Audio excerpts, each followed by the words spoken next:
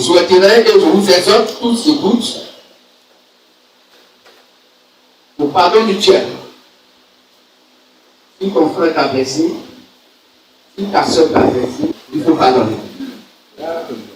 Et le pardon doit être réciproque. Est-ce qu'on comprend mieux? On doit se respecter les uns les autres, les unes les autres. Tous les membres du corps humain ne sont pas en combat. Mais chaque membre concourt au bien-être de l'autre.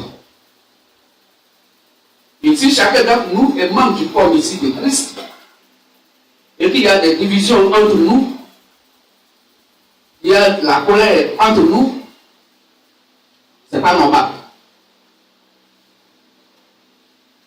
Parce que, comprenez que dans le corps humain, les éléments les plus petits sont beaucoup honorés.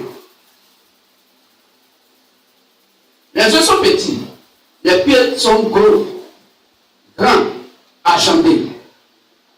Mais sans les yeux, les pieds ne peuvent pas maintenir tout le corps humain en équilibre. Le pied va bouger, ça va partir, il y a sa fonction de bouger ou de partir ou de marcher. Mais ça risque de faire tomber tout le corps dans un trou. Ça risque de détruire tous les autres membres. Et puis vous-même qui a marché, les bras, la tête, les yeux, narines, tout dans le trou, dans un puits. On dit, le monsieur est tombé dans un puits.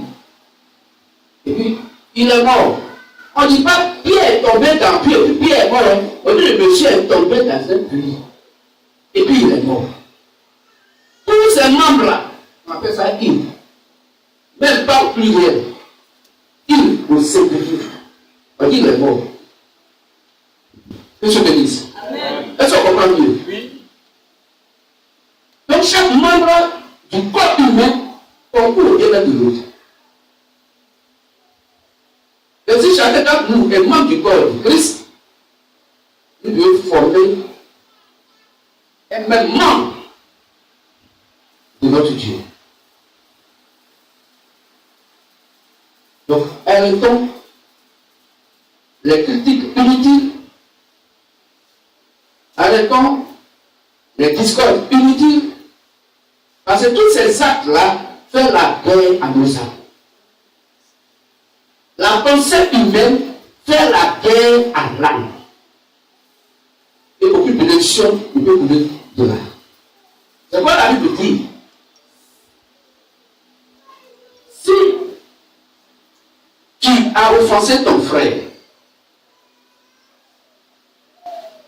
et que tu te souviens de ton péché, alors que tu as une offrande à faire à Dieu, laisse là ton offrande.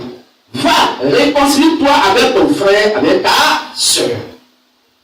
Et après la réconciliation, alors viens maintenant pour faire une offrande à Dieu. Est-ce qu'on ne chante pas ça ici?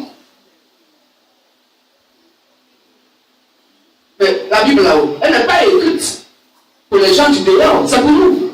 C'est notre testament, c'est notre héritage. Mais c'est pour nous que la Bible a été écrite. Pour qu'elle puisse nous instruire, nous enseigner, nous corriger. Que je bénisse. Parce que ce que nous savons, c'est que l'évangile que le Dieu nous donne est un évangile tout puissant, très puissant, rempli de toutes sortes de bénédictions. Mais vous n'entrez pas dans vos bénédictions parce que chacun d'entre nous fait obstacle à sa propre bénédiction. En posant des actes qui font la guerre à l'âme, à son propre âme. Que je bénisse. Amen. Et nous donnons gloire à Satan sans le savoir. Quand nous entretenions, nous glorifions Satan sans le savoir. Et notre Dieu, que Jésus, qui est mort de la mort la plus honteuse à la maudite croix romaine, celui qui reçoit quoi? La honte. Quand on parle mal de ton enfant dehors, c'est toi le père qui reçoit la honte. C'est à cause de toi, les gens parlent mal de moi. C'est pas écrit. C'est écrit. N'ayez pas un comportement païen. Car en faisant ainsi, à cause de vous, mon nom est blasphémé parmi les païens. Chacun n'a qu'à rentrer dans son nom intérieur. Parce que où on va là, où le Dieu a ouvert le deuxième poule pour ses enfants, et pardon, troisième poule, excusez-moi, pour ses enfants, on ne se connaît plus la suite. C'est Dieu seul qui connaît. On ne sait pas comment la chicotte va se dresser. Hier, la chicotte pouvait être ou était certainement un peu fluide, élastique.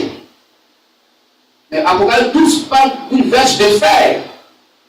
Si on déchicote avec le fer, vous connaissez la suite. Ça peut même aller jusqu'à la mort physique. Selon 1 Corinthiens 5 et à 5. Pour ma part, c'est de vous avertir, comme l'autre vous avertit toujours.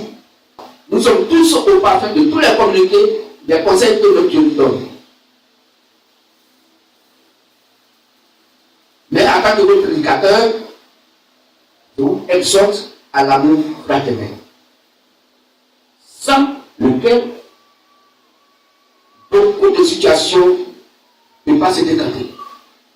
Parce que le plus grand commandement pour Dieu est ton prochain comme un. Que Dieu bénisse. Que Dieu bénisse. Alors, si tu penses que tu as posé un acte n'est pas bien avec ton frère ou ta soeur, si le frère ou la soeur pense que son frère a posé un acte n'est pas bien, et qui l'a écœuré, qui l'a blessé, va simplement vers ton frère, ta soeur, et réconcilie-toi avec ton frère et ta soeur. Amen. Amen. Si brusquement la met dans une position incontrôlée, voulant certainement amener la sueur sur le visage, et que le pouce a touché l'œil, l'œil va commencer à réagir. Quand il y a le mal, l'œil va commencer à faire ressortir les larmes. Tout de suite, la bouche va accompagner l'œil pour compartir. La bouche va commencer à crier, waouh! Je me suis blessé, c'est la bouche qui va témoignage. Je me suis blessé. Il y a quoi, non? Ma mère a tapé sur mon œil. Vous voyez comment les membres se soutiennent. Et nous, les chrétiens, les fils et les filles de notre Dieu, il ne peut pas penser qu'un frère peut penser mal de son frère ou de sa soeur, et vice-versa, et que le malheur de l'un, la douleur de l'un ou de l'une, soit le bonheur de quelqu'un d'autre ici. Si tel est le cas, ce n'est pas normal. Ce n'est pas normal. C'est encore la même main qui, de manière involontaire, a touché l'œil. C'est la même main qui est soumise encore, qui est sur les larmes. Pour compatir, pour dire, pardonne-moi, je n'ai pas fait ça. Je suis béni ça. Amen. On peut dire Amen fortement? Amen. Merci. Alors, c'est ce que j'avais d'abord à dire comme une petite exhortation pour qu'on puisse se ressaisir.